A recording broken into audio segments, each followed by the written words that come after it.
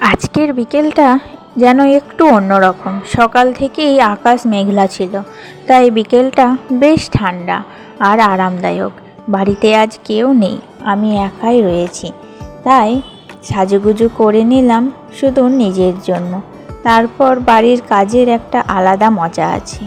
এই নিরিবিলি বিকেলে জানালা খুলে হালকা বাতাসে মনটাও ভালো হয়ে গেল। বাগান থেকে পেড়ে নিলাম কয়েকটি সতেজ নিম পাতা, এক এক করে বেছে নিয়ে ভালোভাবে ধুয়ে ফেললাম পরিষ্কার জলে। তারপর নেমে পড়লাম ঘরের কাজে। আপনারা ভাবছেন এই নিম পাতা দিয়ে কি করব? আসলে আজকে আমার লক্ষ্য গাছের জন্য প্রাকৃতিক একটা কীটনাশক বানানো। অনেক দিন ধরেই লক্ষ্য করছিলাম গাছগুলোর পাতায় ছত্রাক ধরেছে। দেখেই বুঝলাম যত্নটা ঠিকঠাক হচ্ছিল না, তাই আজ মনস্থির করলাম নিম পাতা দিয়েই তৈরি করব একটা ঘরোয়া অথচ কার্যকর কীটনাশক। এই পদ্ধতিটা একেবারেই সহজ। প্রথমে নিম পাতাগুলো ভালো করে ধুয়ে ব্লেন্ডারে একটু জল দিয়ে ব্লেন্ড করে নেব।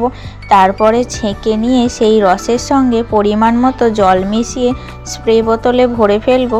এটি হবে আমার আজকের গাছপালার জন্য স্পেশাল প্রাকৃতিক যত্ন। এই রসটা গাছের পাতায় স্প্রে করলে ছত্রাক পোকার উপদ্রব অনেকটাই কমে যায়, আর গাছ থাকে একেবারে সতেজ।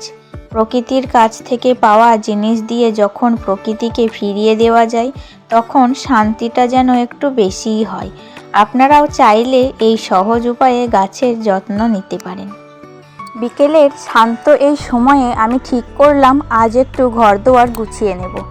এই সময়টাই একটু ঘর পরিষ্কার করলে মনটাও যেন ফ্রেশ লাগে, চারপাশটাও ঠিক তেমনই ঝকঝকে হয়ে ওঠে। প্রথমেই ঝাড়ু দিয়ে ঘর থেকে শুরু করে উঠোন পর্যন্ত একেবারে পরিষ্কার করে নিলাম। ধুলো ময়লা কিছু জমেছে, সেগুলো একেবারে তুলে ফেললাম। তারপর ঘর আর বারান্দা ভেজা ন্যাকড়া দিয়ে ভালোভাবে মুছে নিলাম। একটু কষ্ট হলেও কাজটা করে শান্তিটা পেলাম, সেটা আলাদা রকমের। পরিষ্কার বারান্দায় বসে বাতাস খাওয়ার মজাটাই আলাদা, তাই না? সব কিছু যেন একদম ফ্রেশ ফ্রেশ লাগে আর মনটাও হয়ে যায় হালকা।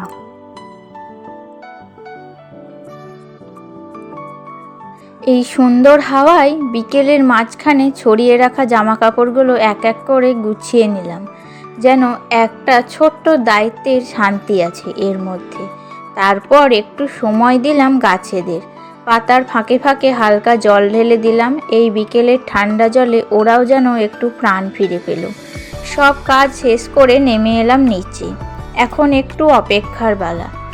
বাইরে খামারে দাঁড়িয়ে আছি, অপেক্ষা করছি বাড়ির সবার জন্য।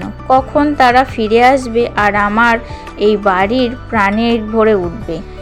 এই অপেক্ষাটাও একরকম ভালো লাগার।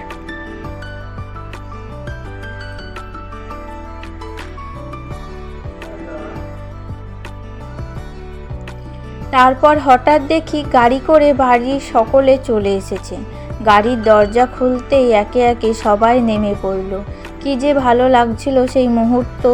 মনে হলো এই তো আমার বাড়ি আবার পরিপূর্ণ হয়ে গেল। সকলকে ছাড়া এই একা বিকেলটা যেন কিছুতেই ভালো লাগছিল না। যেন সব সময় থেমেছিল আর ওদের সাথে সাথে সব আবার বয়ে চলল। তবে একটু মন খারাপেরও কথা আছে। মার শরীরটা আজ কিছুটা ভালো নেই। অনেকেই হয়তো বুঝতে পারছো কেন এমন হলো, আর যারা এখনও বুঝে উঠতে পারছো না তারা চিন্তা করো না, পরের ভিডিওতেই সব জানাবো। আজকের দিনের শেষটাও যেন শুরুটার মতোই সুন্দর, ভালোবাসায় ভরা, একসাথে থাকার শান্তিতে ভরা। এই ছিল আমার আজকের দিনটা।